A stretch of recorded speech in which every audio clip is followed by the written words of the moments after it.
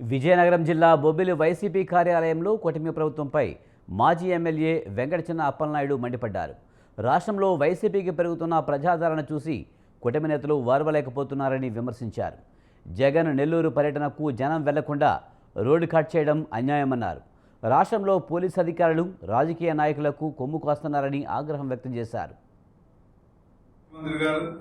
ముఖ్యమంత్రి గారి అనంగా కుమారుడైనటువంటి లోకేష్ గారు, వాళ్ళ బినామీ ప్రస్తుత పురపాలక శాఖ మంత్రి అయినటువంటి నారాయణ గారు, వీళ్ళంతా సింగపూర్ లావాదేవీల కోసం వెళ్ళినటువంటి విషయాలు మనందరికీ తెలుసు.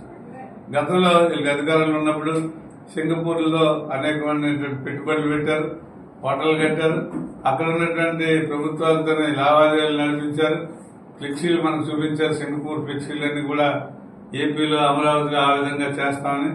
మరి ఆ కోరిక ఇంకా తీరలేదు. లేకపోతే ఈ సంవత్సరంలో గడించినటువంటి డబ్బులు మళ్ళీ పెట్టుబడి పెట్టడానికి మరి వెళ్ళారో తెలియదు. కానీ మరి వెళ్ళిన తర్వాత ఏ విధమైనటువంటి కొత్త పథకాలు లేదా కొత్త పరిశ్రమలు, కొత్త పెట్టుబడులు మరి ఆగడం వరకు కొంతమంది పారిశ్రామికవేత్తల్ని మా ఆంధ్రప్రదేశ్ రండి, మీకు అనేక రకాలైనటువంటి సదుపాయాలు కలుగు చేస్తాము, మీరు పెట్టుబడి పెట్టండి అని అడిగారు. కానీ ఎక్కడ ఒక్క ఎంఓయూ కూడా జరిగినట్టుగా ఎక్కడ మేము చూడలేదు అనేది నాకు అర్థమవుతుంది.